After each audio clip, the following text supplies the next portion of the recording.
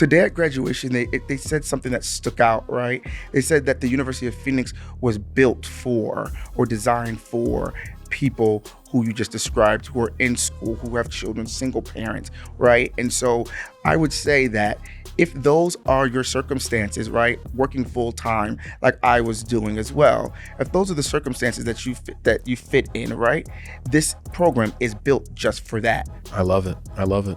It's built for working professionals trying to go to that next level. You're an example of that. Yes.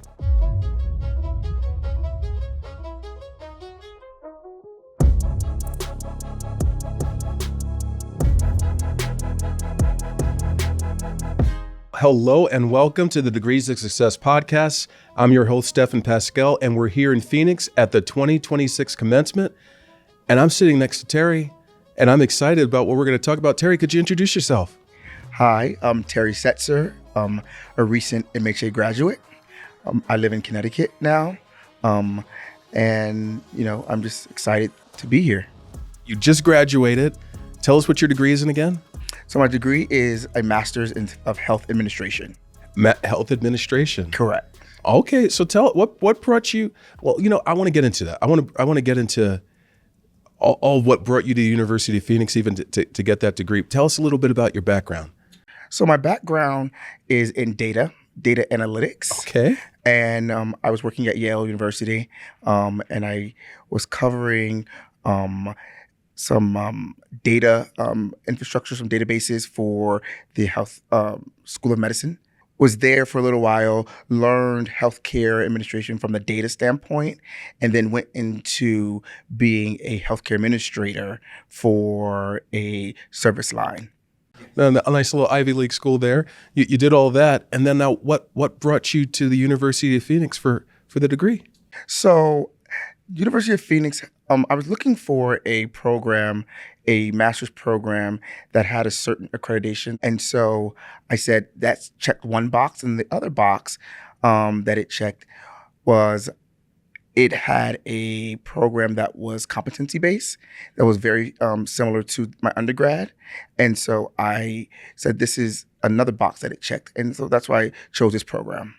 So I'm a proud alum myself. So when you think about healthcare, right, that's one of I think about some of the day jobs, some of the things I've done, right? I could always say the worst case, no one's going to die. That's not the case when you're in a career in healthcare. Correct. Right. So now you worked at Yale and you were looking for a degree program that met certain characteristics, and you said the University of Phoenix checked those boxes. Correct. Now, I bring that up because it's funny, because when you think about sometimes healthcare degrees, I don't know if people suddenly think about the University of Phoenix in terms of healthcare, but tell us a little bit about it. Was it an easy degree to get? So I believe the program is rigorous. I believe that the program it aligns with day-to-day operations at Yale in healthcare, everyday healthcare work, from CPT codes to human resources. And so it aligned very well. It wasn't just theory, but actual practice. Yeah. And I want you to talk about that some, because I've had the privilege of meeting some other alumni who've gone through the program. And when they were telling me the vigor the program was to get through it. So it's an accomplishment itself just getting through, because there's certain requirements even to get into the program, isn't there?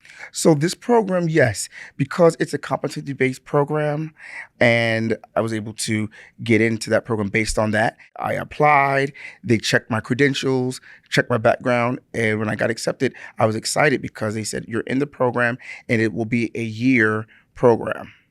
And so I was able to accomplish this degree in a year. Wow. Based upon your experience and being able to meet the rigorous requirements to get in. Correct. And my experience with healthcare operations. Yeah. So now tell me, because you had a good career, right? Yes. Why did you want more?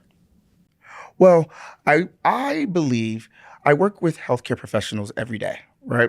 Doctors, MDs, APPs, right? Nurses, right? And I believe that we require these people in this health profession to have additional credentials, right?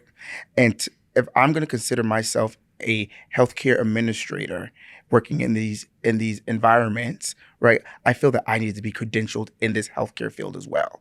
So I had a bachelor's degree. I said this next step is to be is to get credentialed in healthcare administration so I can have my MHA. One of the funny things about this, I was in leadership in my department, and when they put a screen at one of our meetings and had all the different leaders in this department.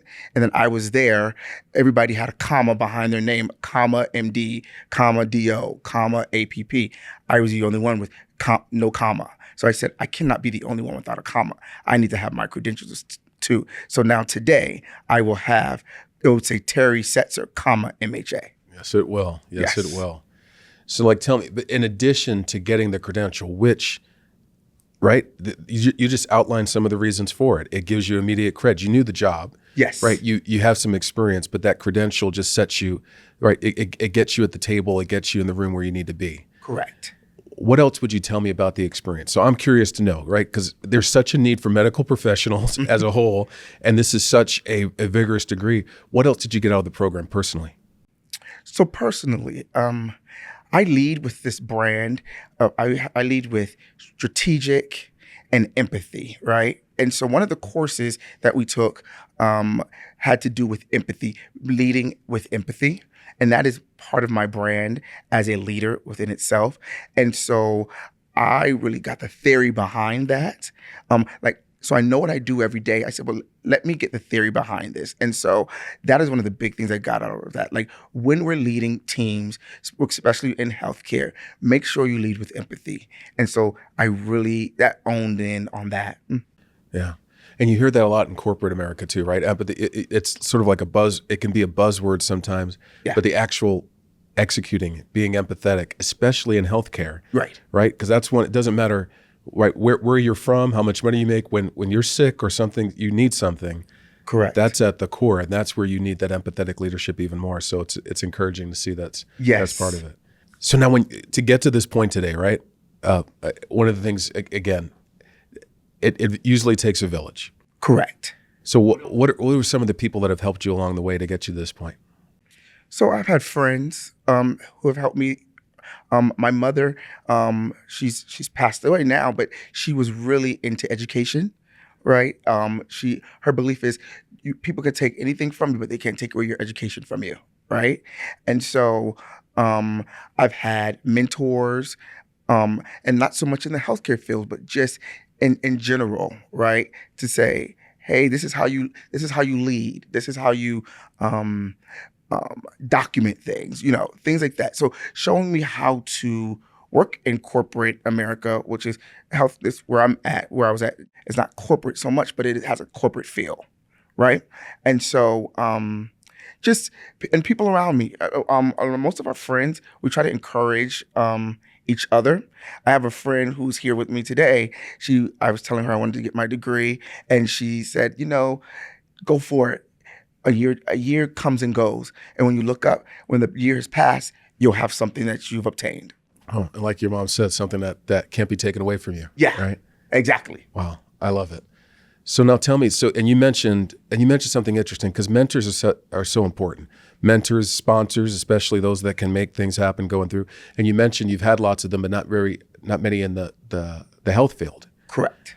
So now I'm curious now because, right, even though it may not be as known as the University of Phoenix medical programs, and the fact that our faculty members are practitioners that have done it, have you seen that sort of changing now going through your program? Have you picked up some more mentors along the way? I have. Yes, I have. Because some of the professors in these courses, they are in their field, or some of them are retired from the field. Yeah. And so even when I have questions about some of assignments, I talk to them about the assignments, but then they also give me just background about different things that we're working on or different things that they've experienced. A lot of them are consultants in the field now. So I'm getting those mentorship, I would say, qualities without them being a mentor, I guess, on paper. Yeah, that's pretty cool. Yeah.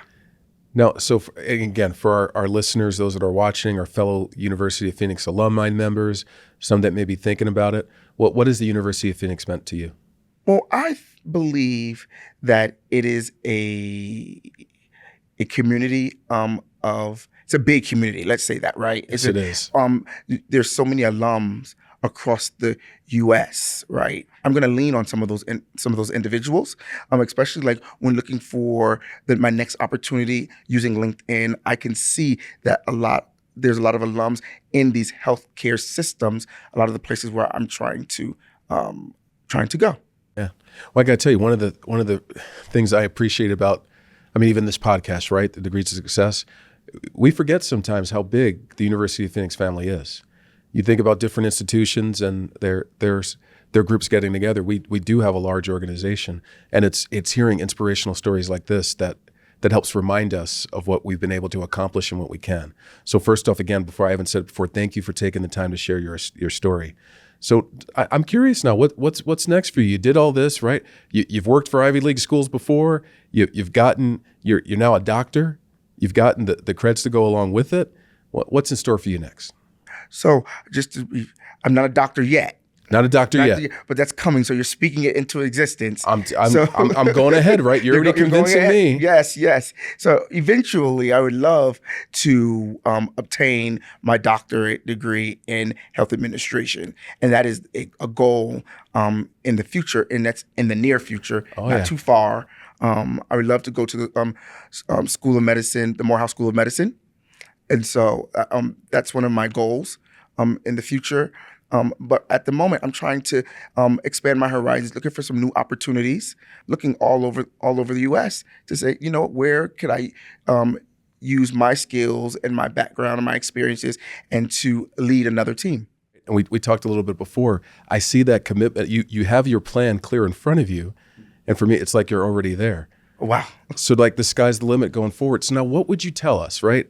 Because you've had this journey. You saw the need for it to get the credential to go to that next level. You're already looking ahead. And like you said, the not too distant future of what's next for you. For those that are on the cusp sometimes, right? Life's hard. There's challenges. Many of our listeners, they're working full-time jobs now. They're trying to figure out what's next for them. Can they even do this? What would you tell them if they're on the fence about whether or not they might be thinking about continuing their education? Well, today at graduation, they said something that stuck out, right? They said that the University of Phoenix was built for or designed for people who you just described, who are in school, who have children, single parents, right? And so I would say that if those are your circumstances, right, working full time like I was doing as well, if those are the circumstances that you fit in, right, this program is built just for that, which was told to us today. So I would reiterate what they said. I love it. It's built for working professionals trying to go to that next level. You're an example of that. Yes. All right. And any parting words of wisdom for us after this incredible day, the accomplishment, all the stuff that's on the horizon? I used to, and I still do, right? I have this saying, and I say, just let me be great, right? Just let me be great. Let me be great. And so my parting words for people who are thinking about this, people who are in it now, just be great. Just be great. Just be great. Be great in whatever you do. And if you let other people be great, and if you're great, right, you can see the greatness in others. Wow. Thank you, Terry. Thank you. Well, this discussion was great. And we all want to thank you for taking the time and for being with us. And again, thank you for taking the time for being a part of the Degrees of Success podcast. Just another incredible story that shows what our alumni can do, what they're doing now, what you accomplished today, and what I'm sure you're going to accomplish tomorrow. I appreciate you, Stephan. Thank you for joining. Yes. I'm Stephan Pascal, and thank you so much for joining us for the 2026 Commencement.